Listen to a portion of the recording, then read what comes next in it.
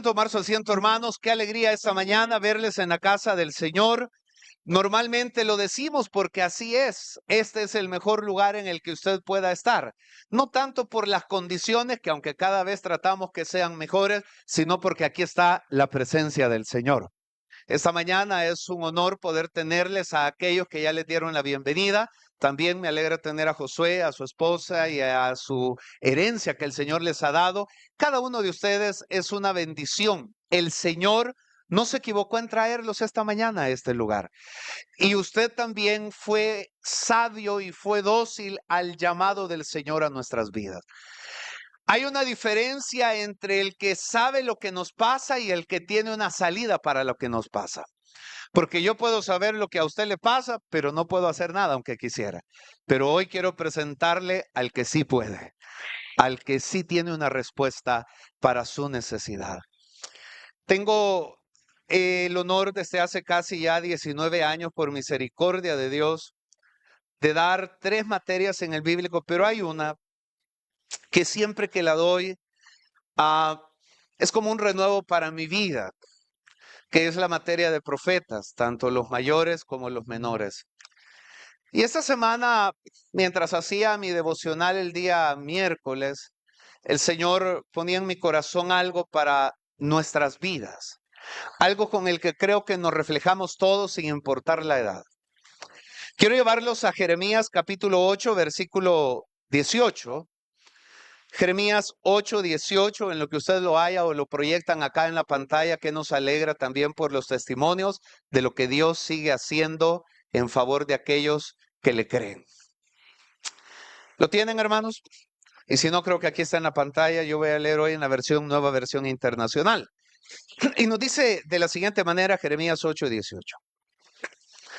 La aflicción me abruma, mi corazón desfallece. El clamor de mi pueblo se levanta y viene de una tierra lejana. ¿Acaso no está el Señor en Sión? ¿No está ahí su rey? ¿Por qué me provocan con sus ídolos, con sus dioses inútiles y extraños? Pasó la cosecha, se acabó el verano y nosotros no hemos sido salvos. Por la herida de mi pueblo estoy herido. Estoy de luto. El terror se apoderó de mí. ¿No queda bálsamo en Galaad? ¿No queda ahí médico alguno?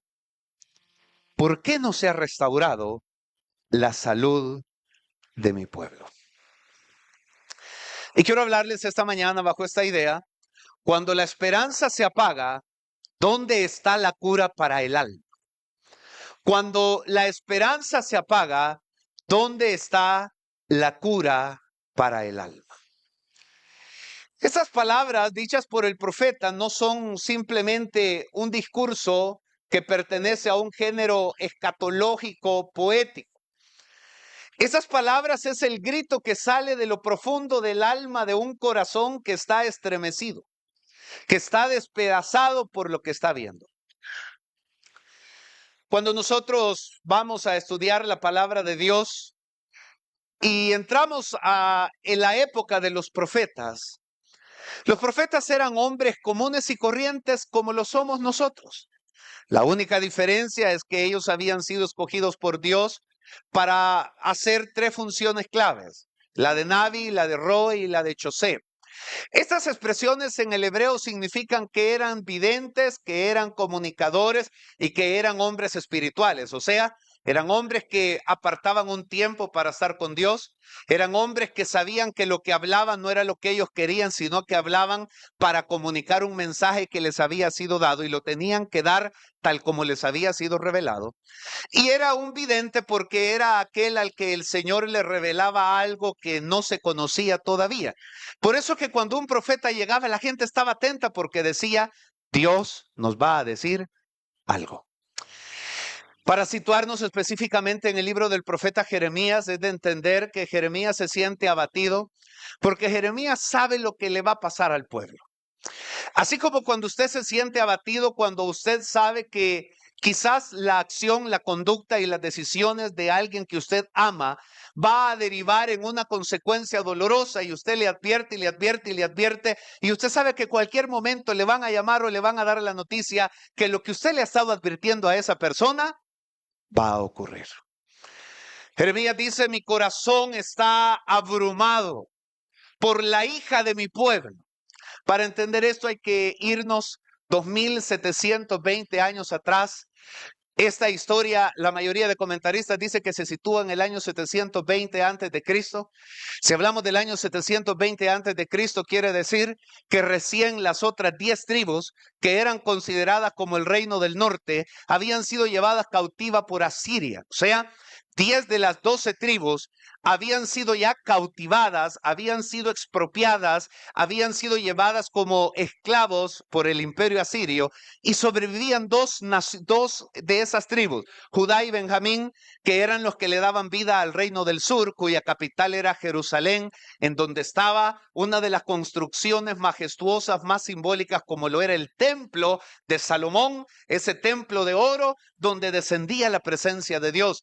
Pero Jeremías llevaba ya 30 años de advertirles, si ustedes no se vuelven a Dios, algo va a pasar. Y él sabía que más temprano o más tarde Babilonia iba a llegar y los iba a destruir.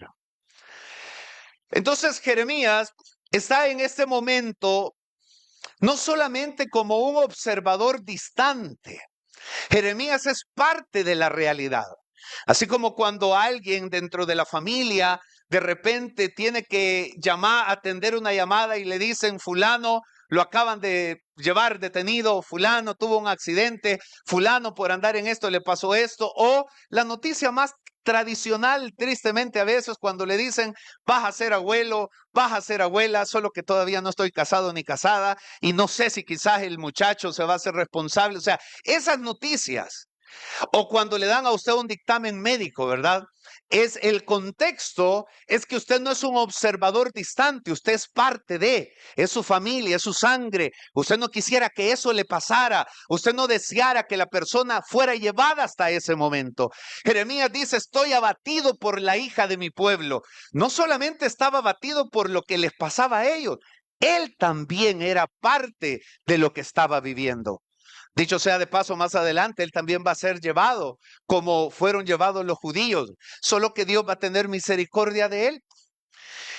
Y cuando vemos acá, creo que nosotros, al igual que Jeremías, experimentamos ese abatimiento del alma cuando sentimos que todas las oportunidades se han cerrado.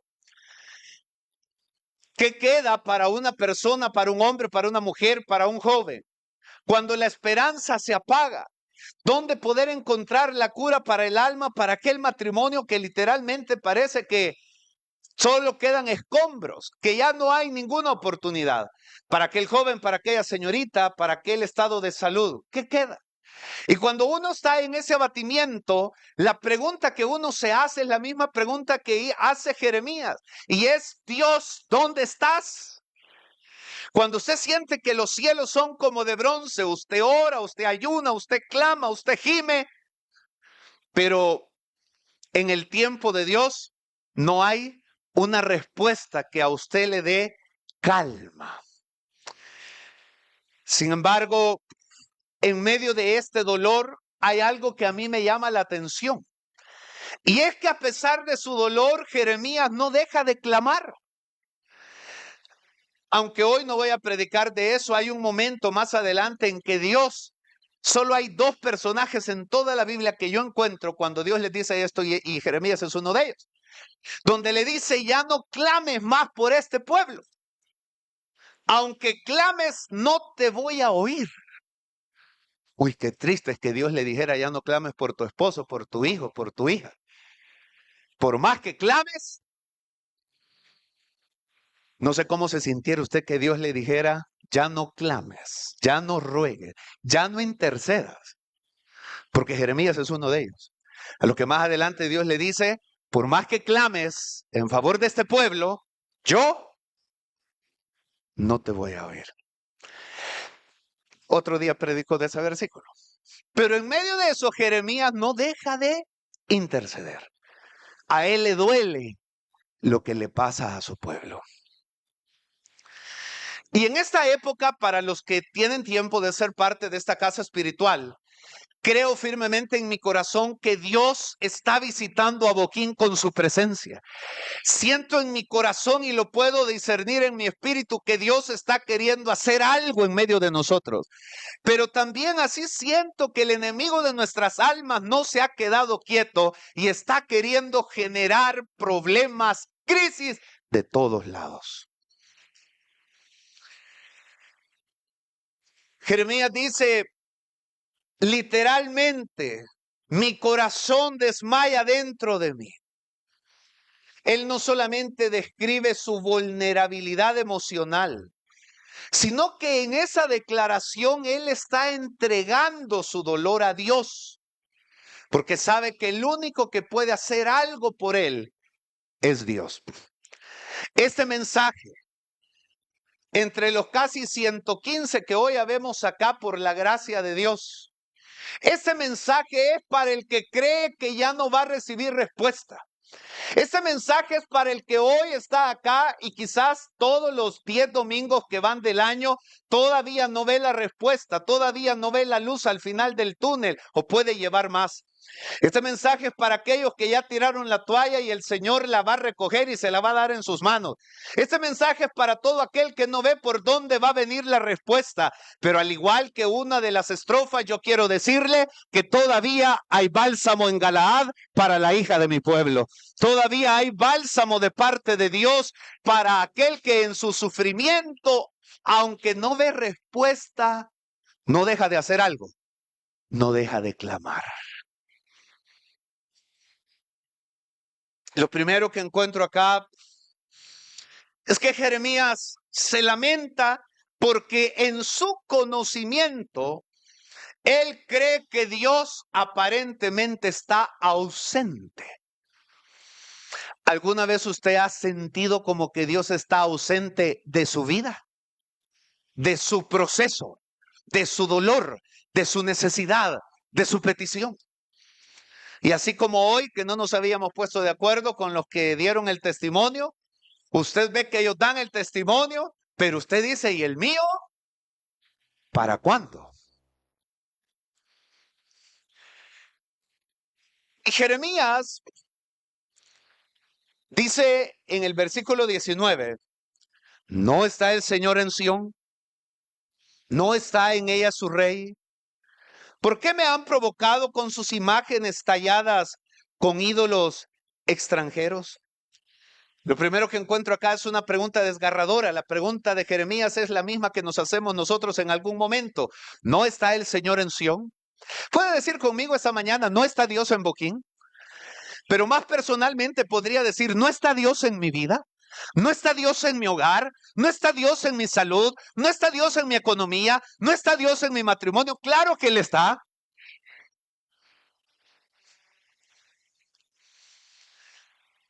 Y de acá se deriva la siguiente pregunta. ¿Dónde está Dios cuando más lo necesito? ¿Alguna vez usted se ha hecho esa pregunta? Quizás se la ha hecho llorando. Quizás se la ha hecho compungido. Quizás se la ha hecho en un momento de desesperación. Dios, ¿dónde estás? Pregúntele a alguien que tiene un hijo en la UCI y que ya no le han dado posibilidad de vida.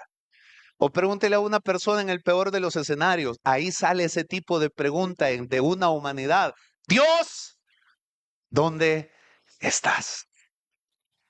Esta pregunta no solamente señala el abatimiento que está pasando el profeta, sino también es la tensión que vive el profeta entre lo que él sabe y lo que él está viviendo. Porque una cosa es lo que usted sabe y otra cosa es lo que usted está viviendo. Porque usted sabe que Dios es bueno, ¿sí o no? Pero puede ser que lo que está viviendo es difícil. Pero aunque usted viva algo difícil, no quiere decir que Dios dejó de ser bueno. Acuérdese que Él es el profeta para la nación. Y Él está diciendo a la nación que de la ciudad que tanto aman no va a quedar nada. Pero a la vez le está diciendo que si ellos le piden a Dios, a donde ellos vayan, Dios va a tener misericordia. Y eso lo vemos cumplido cuando Daniel hace una oración en el capítulo 9 y Daniel dice: Señor, acuérdate lo que dijiste por medio del profeta Jeremías. Llevaba 70 años después y Daniel le dice: Señor, hoy están cumpliendo los 70 años. Acuérdate, es que Dios no se había olvidado. Solo que el abatimiento, cuando uno espera la respuesta, es difícil. Pero Dios no se ha olvidado. ¿Puede usted esta mañana levantar su mano personalmente y decir: Dios no se ha olvidado de mí, de mi caso, de mi necesidad, de mi petición, de mi dolor? Él no se ha olvidado.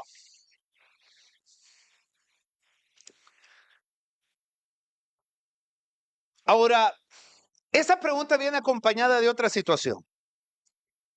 Y es que en este caso, parte del origen de todo este problema tiene que ver con la idolatría. Ahí dice, en el versículo 19, ¿por qué me han provocado con sus imágenes talladas con ídolos extranjeros? Porque la idolatría, hermanos, hasta el día de hoy sigue creando una brecha entre Dios y nosotros. Obviamente, la idolatría la entendemos como todo aquello que llega a ocupar el primer lugar en cuanto a nuestra fe y nuestra dependencia. No solamente nos tenemos que referir a cosas que son labradas o talladas, sino a todo aquello que literalmente es donde nosotros ponemos nuestra fe. Hay gente que sin darse cuenta ha hecho de un trabajo su ídolo, porque de alguna manera idolatra su trabajo, idolatra el contexto del trabajo y llega a idolatrar hasta el salario que por gracia de Dios gana en ese trabajo. Para otros su ídolo puede ser su propio cuerpo, su salud, la fuerza, la belleza. Y podríamos hablar de todo aquello que de alguna manera se interpone entre nuestra comunión y Dios. Mire, el tiempo no me va a dar porque solo tengo una hora y en el bíblico son 48 horas. Pero para comprender esto, el Señor llevaba hablándole a Israel 400 años. ¿Cuántos años? Yo sé que usted me va a decir: pues sí, yo solo llevo 10 o 20. Solo que en esos 400 años Israel no había hecho caso. Así como usted y yo no hemos hecho caso en 10, 20, 30 años. Porque la palabra profética no empieza con ellos. La palabra profética empieza casi desde que ellos entran a la tierra prometida con los jueces que Dios empieza a levantar. ¿Se recuerda usted del libro de los jueces? ¿Y cuál fue el error de Israel o el pecado de Israel en la época de los jueces? Fue justamente el apartarse de Dios y adorar otros dioses, o sea, los ídolos. Siempre fue la idolatría. Y en el contexto de los jueces hay un ciclo que no se rompió en 200 años aproximadamente. Dios levantaba a un juez, el juez era usado de manera sobrenatural por Dios, el pueblo era liberado, la nación quedaba libre y cuando ya estaban bien, ¿qué hacían ellos?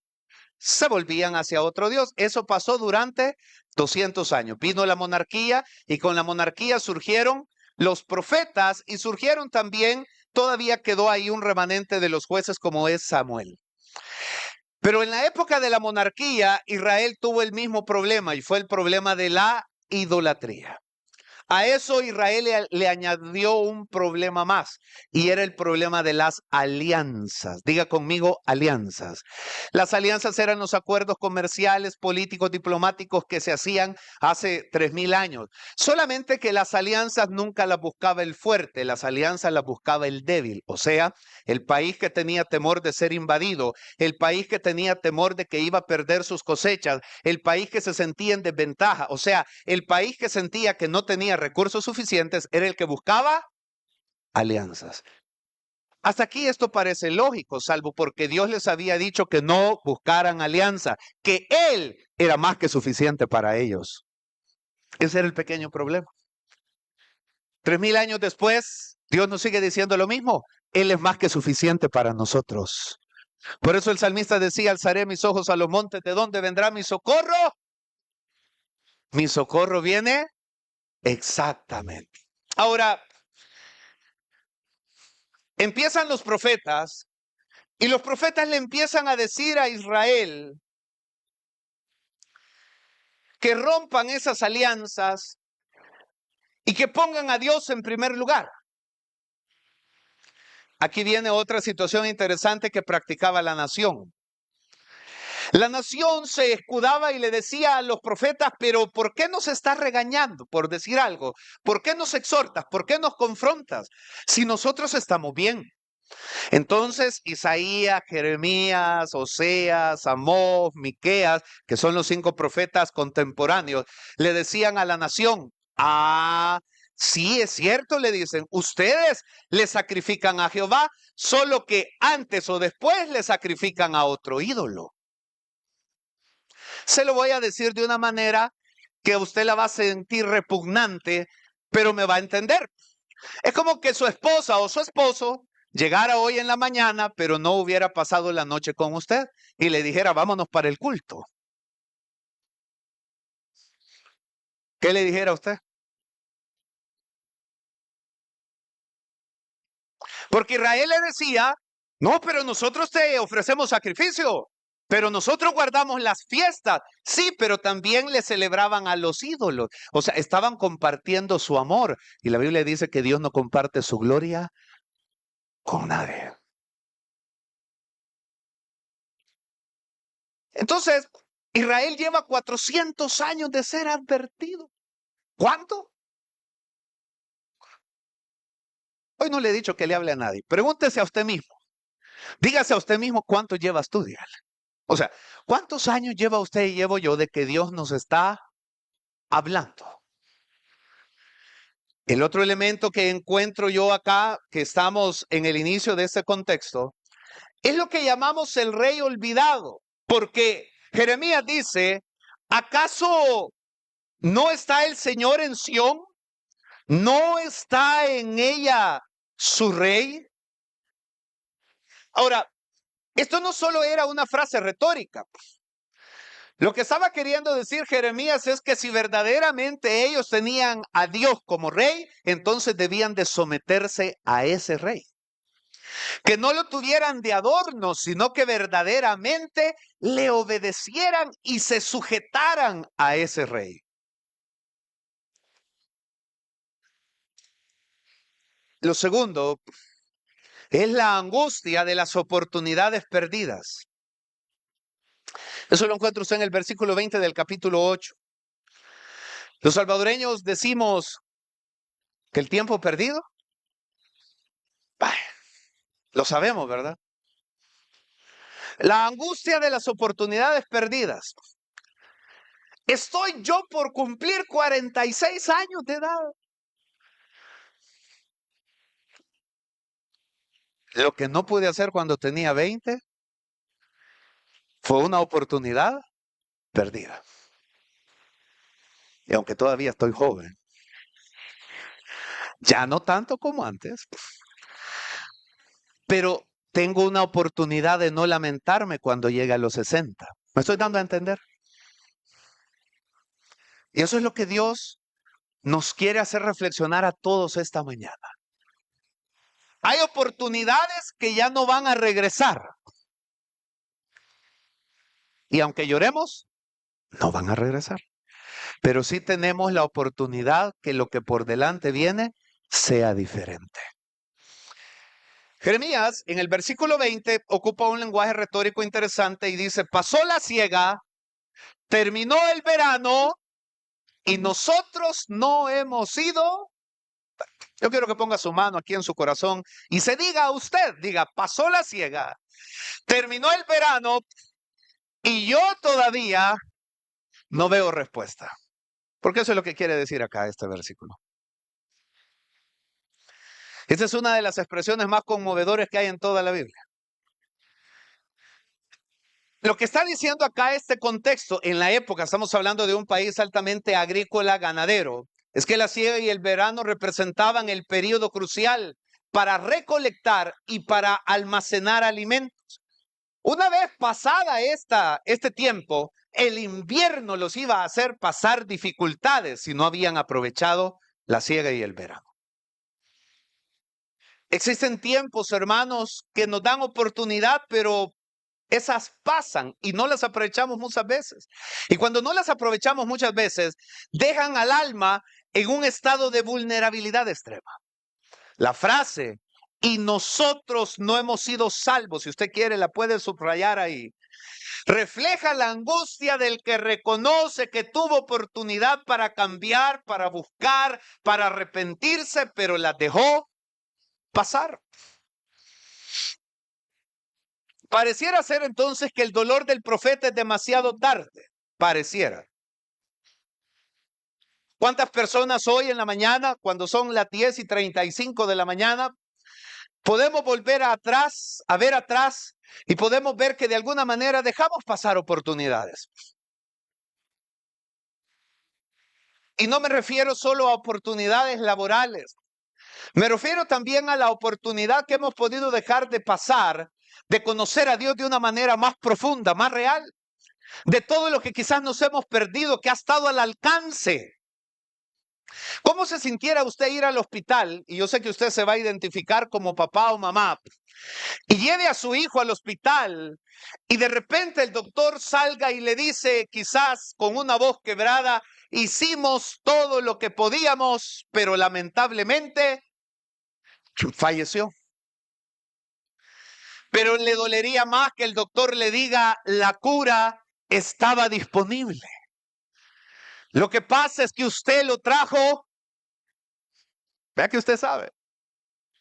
El problema es que usted lo trajo, el doctor le dice, aquí estaba la cura, pero usted lo trajo. Y yo quiero decirte esta mañana, Boquín, que si tú estás hoy acá, 9 de marzo a las 10:35, es porque para ti todavía no es demasiado tarde. Todavía hay bálsamo para tu vida, para tu necesidad, para tu quebranto, para tu dolor. Hay bálsamo de parte de Dios.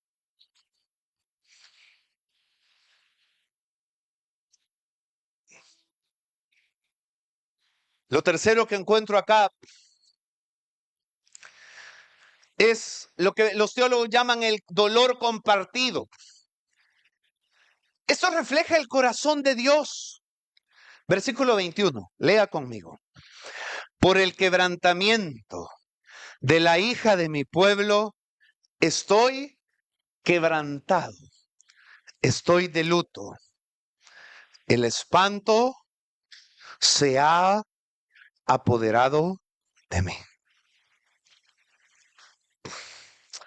Lo primero que yo encuentro acá es que el profeta se identifica con el sufrimiento. Cuando Jeremías dice estoy quebrantado, no está simplemente queriendo usar una frase protocolaria, diplomática para salir de su responsabilidad. Realmente lo siente. Realmente él siente lo que el pueblo está viviendo. Esto es una revelación extraordinaria del corazón de Dios. Hermanos, Dios no se complace en nuestro dolor. A Dios también le afecta nuestro dolor. Dios no crea que está allá feliz diciendo, está bueno, te lo merecías. No. Por eso cuando leemos Isaías 53 y dice angustiado él, afligido, es porque él entiende nuestro dolor. Él entiende cuando, como bien decía el hermano en su testimonio, y me gustó lo que él dijo, porque pocos tenemos el valor de decir, tomé malas decisiones. Y él dijo, tomé malas decisiones varias veces. Y Dios no es como nosotros que quizás cuando vemos que alguien está en medio del dolor, nos alegramos y decimos, está bueno si se lo merecía, por desobediente, por lo que sea. No, Dios siente ese dolor. Dios siente el dolor de aquel que está a punto de morir por una enfermedad terminal. Dios siente el dolor por aquel matrimonio que está a punto de disolverse. Dios siente el dolor por aquel que está en una deuda por mala decisión. Dios siente ese dolor, pero no solo lo siente como lo sentimos nosotros. Él tiene bálsamo para esa situación. Por eso dice Jeremías, estoy abatido, estoy quebrantado por la hija de mi pueblo. Él ocupa una expresión, versículo 21, estoy de luto.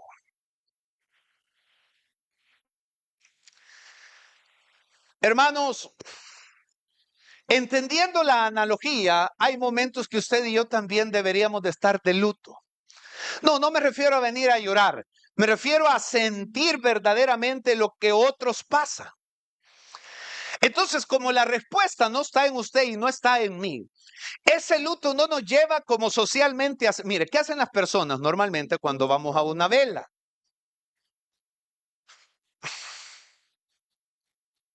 ¿Qué hacen las personas cuando normalmente vamos a una vela? Tomar café, comer pan, comer tamales, contar chistes. Vive Jehová que no estoy, o sea, allá están las 20 personas que caben en la sala. La demás gente está en todo, menos en lo que supuestamente llegó a ser. Porque ¿a qué llegaron?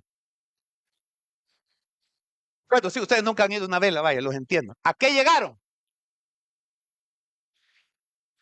Llegaron a hablar del vecindario, llegaron, o sea, ¿por qué eso terminan haciendo?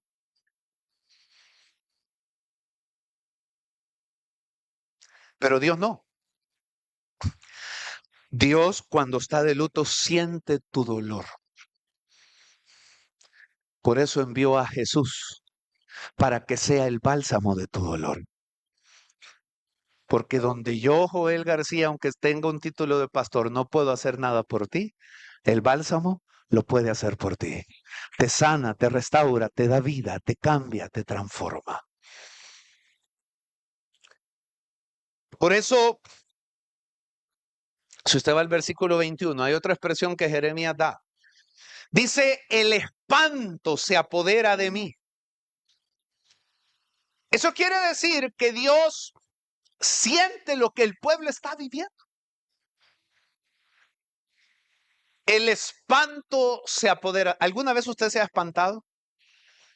¿Alguna vez usted ha quedado así cuando ve a una persona que tenía años de no ver y la ve en una condición quizás de salud decaída? Claro, tal vez usted no lo dice, pero después lo comenta con alguien de confianza o usted mismo se queda pensando. Y uno dice, wow, qué cambio, qué situación. Y entonces viene lo que dice el versículo 22.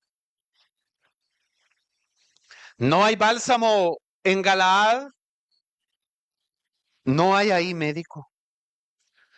¿Por qué pues no ha sido restaurada la salud de la hija de mi pueblo? Aquí hay tres preguntas. Subráyelas si usted quiere. La primera pregunta es, ¿no hay bálsamo? Pregúntese esta mañana, ¿no hay bálsamo? Yo quiero decirle, sí hay bálsamo. Pero eso es como cuando hermana Blanquita quiere hacer un omelette. Y entonces le dice a la hermana Juanita, hagamos omelette. Y entonces hermana Juanita le dice, ahí están los huevos. O sea, le está queriendo decir, solo ir donde están y agarrarlos y ahí, o sea, para eso están ahí. Porque el profeta dice, no hay bálsamo en Galaad. Esa era una expresión que después la voy a explicar. Galaad era una ciudad que se había especializado en este tipo de especies aromáticas que tenía propiedades curativas. O sea, lo que está queriendo decir el profeta es, ¿acaso no hay suficiente provisión de bálsamo en Galaad? O sea, el profeta no estaba preguntando, el profeta estaba diciendo, ahí hay suficiente provisión de bálsamo para tu necesidad. Y yo esta mañana quiero decirte que no sé cuánto tiempo llevas en tu problema, en tu quebranto, en tu necesidad, en tu angustia, en tu abatimiento, pero yo puedo decirte que hay bálsamo en Boquín, no por lo que Boquín es, sino porque aquí está la presencia de Dios. Hay bálsamo. Pero hay otra pregunta también que yo encuentro allá, que ya Alex la halló en su mente homilética. Yo sé que sí. La segunda pregunta es, ¿no hay ahí médico?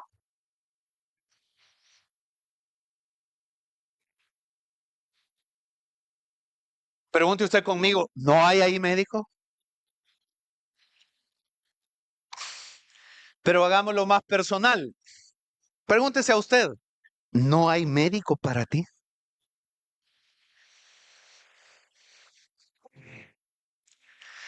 El médico no soy yo. Yo soy igual que usted, hasta peor quizás.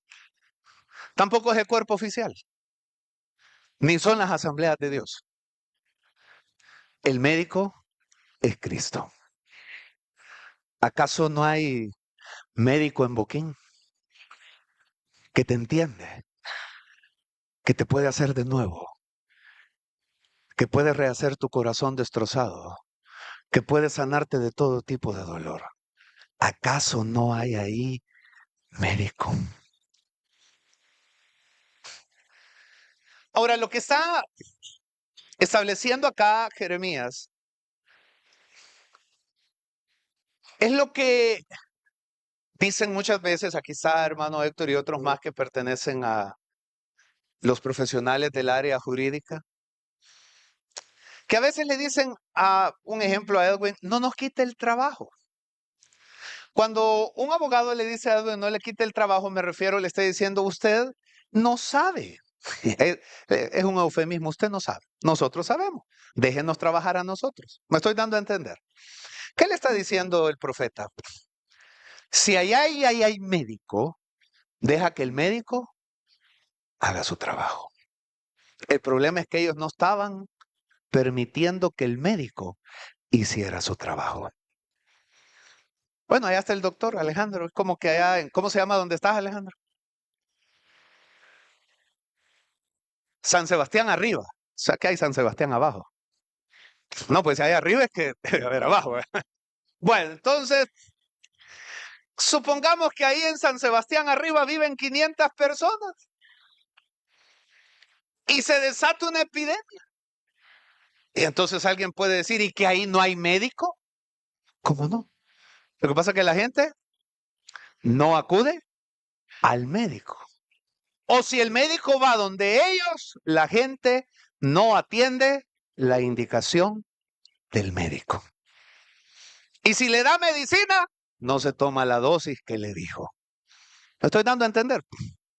O sea, Jeremías les está diciendo, aquí siempre hubo médico, pero ustedes llevan 400 años que les están diciendo lo que deben de hacer y no lo hacen.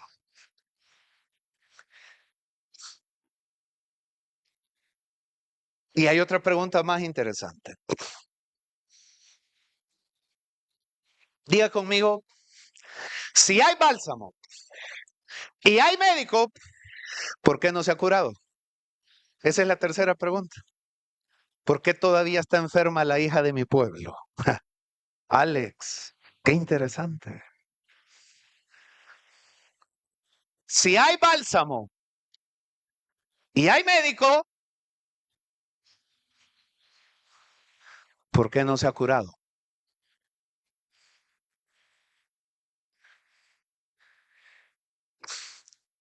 Todos los avivamientos conducen a una iglesia a humillarse delante de Dios. Lo voy a repetir de nuevo. Todos los avivamientos genuinos conducen a la iglesia a humillarse delante de Dios. Y cuando nos humillamos delante de Dios, reconocemos lo que nadie más nos puede hacer reconocer, las cosas que en lo oculto llevamos luchando.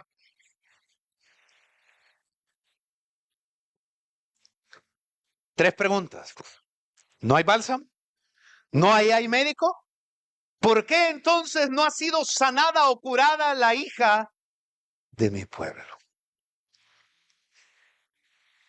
¿Cuáles eran las causas de esta desesperanza? Habían por lo menos 5 que yo encontré acá. Diga conmigo, alejamiento de Dios. El primer problema es que la nación estaba lejos de Dios. Y mire qué interesante esto. Estaban en la ciudad amada, que es Jerusalén. Estaba el templo que simbolizaba la presencia de Dios. Tenían todos los ritos, pero había un problema. ¿Cuál era el problema? Que su corazón no estaba ahí. Ponga su mano en su corazón y dígase a usted mismo cuántas veces has estado aquí, pero aquí ha estado tu cuerpo. Tu mente ha andado por otro lado. ¿Qué problema más grande es ese, ¿verdad? Usted puede estar aquí. Es más, yo lo puedo ver que me está viendo. Pero usted puede estar diciendo, ojalá que termine rápido. O puede decir, apagué el fuego, no apagué el fuego. O puede decir, vamos a ir allá, vamos a ir. O sea, lo veo aquí. Vaya,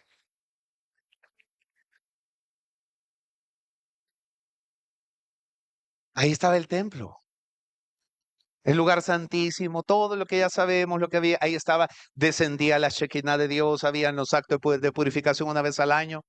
El problema es que el corazón de ellos estaba lejos de Dios. Lo segundo era la idolatría. Todos aquellos sustitutos que prometen cosas, pero al final no satisfacen. Lo tercero era la incredulidad. La incredulidad hacía que ellos conocían a Dios, pero no creían en Dios verdaderamente. Porque si ellos hubiesen creído en Dios, no hubieran hecho alianzas. Ahora, tratemos de entender un poco a los del reino del sur. Judá tenía aproximadamente 6,000 kilómetros cuadrados, la tercera parte de lo que tiene El Salvador.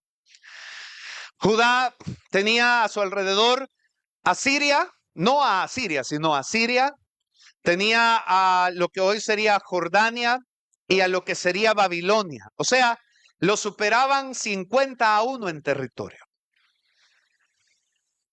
Humanamente cualquiera hubiera dicho, tenemos todas las posibilidades en contra.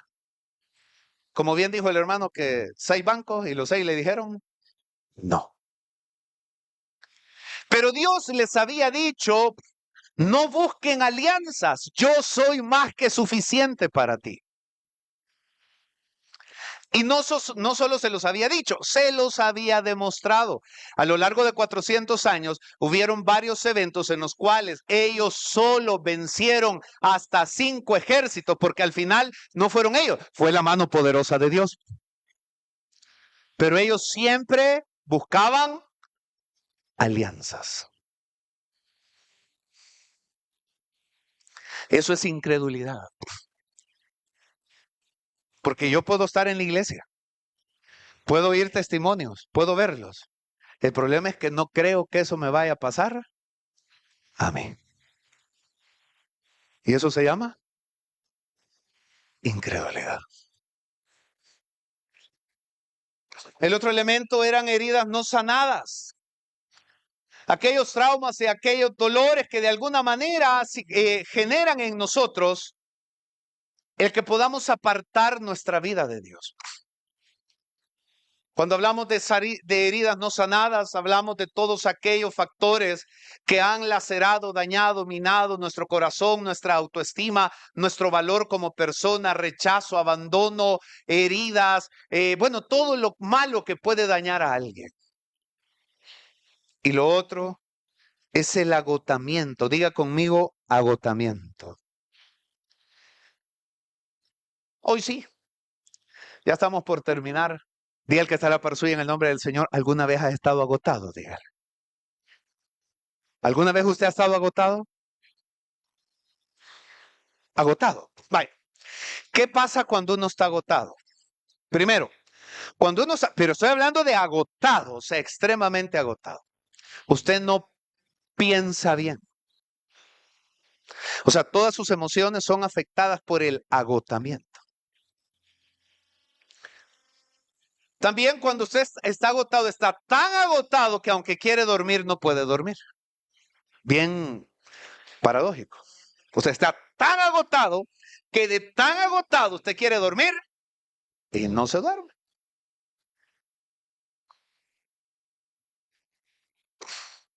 Cuando uno está agotado, uno piensa siempre lo peor.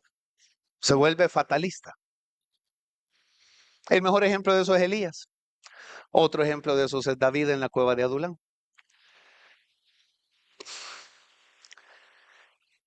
¿Cómo o dónde hallamos bálsamo para el agotado?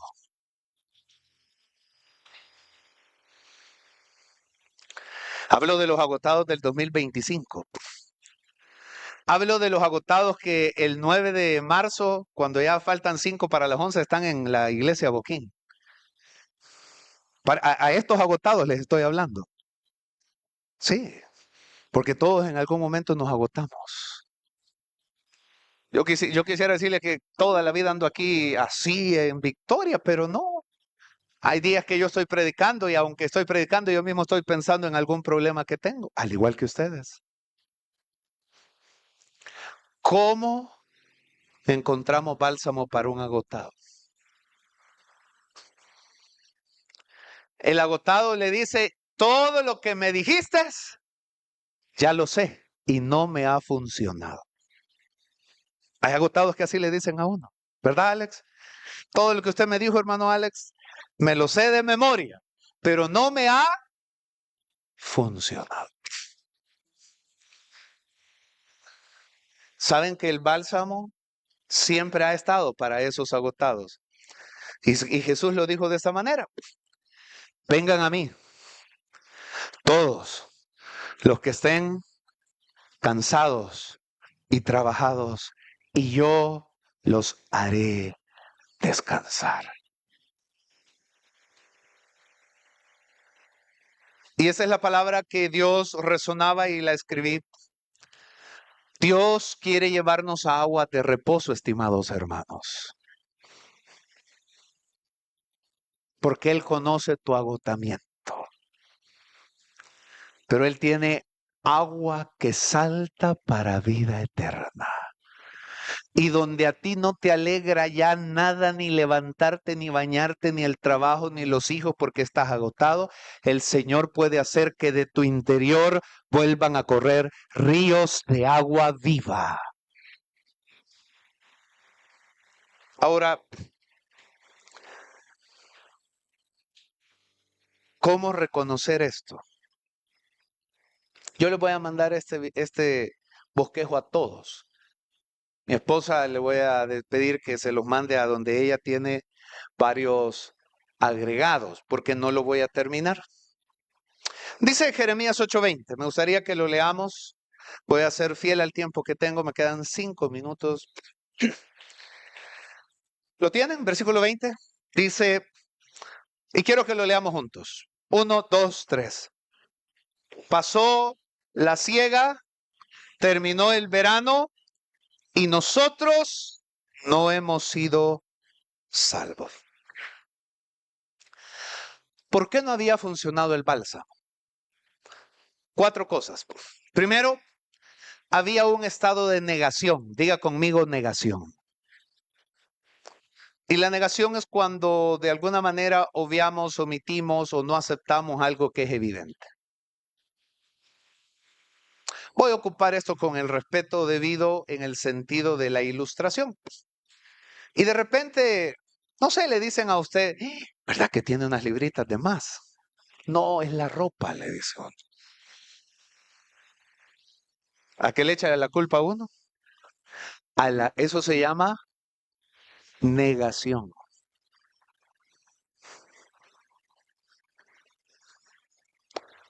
Wow. A no ser que haya una enfermedad que existe, fuera más fácil decir, sí, lo que pasa es que como 5 veces al día.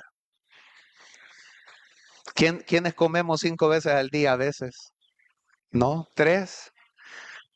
Entonces, hágame un favor ahorita, vuélvase el que está a la par y dígale, ¿y cómo es que estás? ¿Cómo estás? Dígale. Porque nadie levanta la mano, o sea, o es que tomamos aire y le hacemos, no, ¿verdad? O sea, eso se llama, hasta en eso. Bueno, que hay una psicóloga y sabe de qué estoy hablando. El problema de Israel es que Israel sufría de negación. Ellos no aceptaban que tenían un problema serio que ellos no habían podido superar. Lo segundo es que es necesario que haya una confrontación. Esto implica enfrentar honestamente una realidad. La frase de Jeremías, no hemos sido salvos, refleja esta dolorosa toma de conciencia. Pasó y no lo aprovechamos.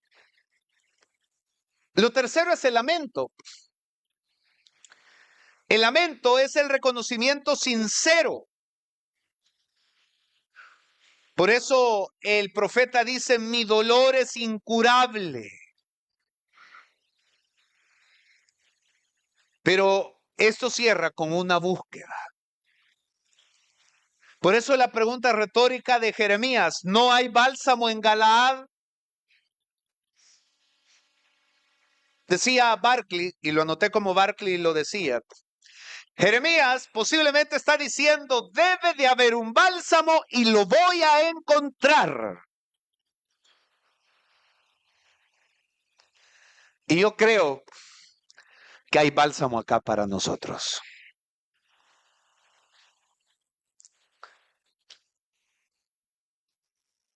Sin duda este bálsamo es Cristo.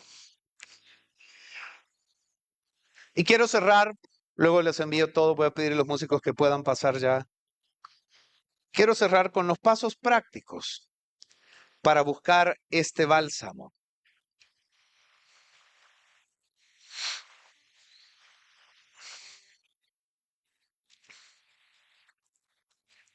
Lo primero, hermanos, es que debe haber un reconocimiento sincero. Diga conmigo, reconocimiento sincero. Esto no solamente es admitir los errores, es confesar la verdad más profunda.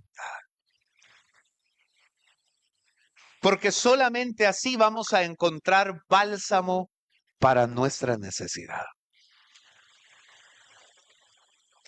Es admitir que necesitamos desesperadamente que Dios intervenga en nuestra vida. Pero si usted busca la intervención de Dios, Dios va a intervenir. Dios no lo va a dejar como vino. Él va a hacer algo en su vida. Lo segundo, es necesario abandonar las falsas medicinas. Diga conmigo, yo debo hacer a un lado las falsas medicinas.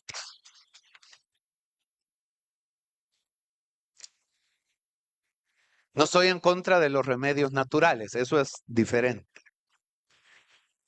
Hablo de aquellas falsas medicinas que agravan más la enfermedad y que en ningún momento realmente fueron medicina. Hablo de aquellas acciones o de aquellas decisiones que nosotros creíamos que eran la salida, pero que realmente nos llevaron todavía a lo más al hondo o a lo más hondo de la situación o del problema que teníamos.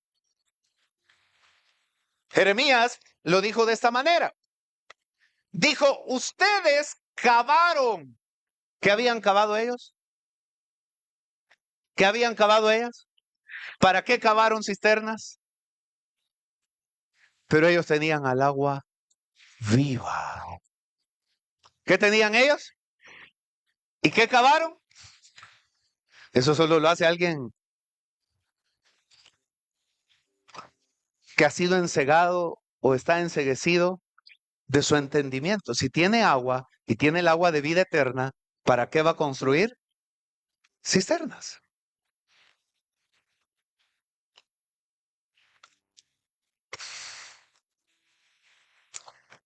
Muchas veces nosotros buscamos la salida a través de cosas, momentos, pero es pasajero. Pero la verdadera salida está en Dios para nuestras vidas. Lo otro tiene que ver con la rendición constante. Jesús dijo en Lucas 9:23, si gusta estar de pie junto conmigo, si alguno quiere venir en pos de mí, niéguese a sí mismo, tome su cruz cada día y sígame. Diga conmigo, cada día. Esto es lo difícil. Tome su cruz y sígame. 9 de marzo. ¿Cuántos han seguido la dieta cada día que dijeron que iban a seguir? 9 de marzo. ¿Cuántos han orado todos los días que dijeron que cada día iban a orar? O sea, ¿qué cuesta hacer las cosas cada día? Dice, tome su cruz. O sea, niéguese a sí mismo y sígame cada día. Cuando hacemos eso, hallaremos el bálsamo para nuestras vidas. Y cierro con 3 testimonios de gente que encontró bálsamo. La primera, la mujer con el flujo de sangre. Lo había gastado, había hecho todo lo que ella y nada le había. Pero un día aprovechó la oportunidad de ir a donde estaba el bálsamo, que era Jesús. Segundo, el hijo pródigo. El hijo pródigo se va, lo malgasta todo, y allá cuando se queda sin nada, dice que quiere llenar su estómago de las algarrobas que le daba de comer a los cerdos. Y entonces, ¿qué dice? Volvió en sí. ¿Y qué reconoció entonces? Dijo, en la casa de mi padre, hasta los jornaleros están mejor que yo. ¿Qué voy a hacer? Me regresaré e iré donde mi padre y le diré, Padre, he pecado contra el cielo y contra ti y ya no merezco. El hijo mayor que estaba ahí a eso dijo amén, porque a él le convenía. Al hijo mayor le convenía, pues que ya no siguiera siendo hijo el otro, porque ya se había gastado ¿qué? Ese es tema de otro día de mensaje. Y en el fondo el hijo mayor lo que está ahí es tratando de cuidar sus bienes, porque dice, este ya se lo fue a gastar y hoy que venga voy a tener que compartir mi herencia. Pero el padre dice que cuando lo vio, fue movido a misericordia. Corrió, le dio un beso, lo abrazó, le mandó a cambiar la túnica, le puso sandalias, le puso un anillo y dijo, hagamos fiesta. Porque este mi hijo que era perdido, ahora ha sido encontrado. Y el tercero es María Magdalena, de la cual dice la Biblia que habían expulsado 7 demonios. ¿Cómo sería María Magdalena? ¿Cuántos demonios? 7. Pero ahora esta mujer se vuelve una colaboradora del ministerio de Jesús, en una mujer que está dispuesta a honrarlo, porque ha experimentado ese bálsamo en su vida. Ese mismo bálsamo está esta mañana para usted.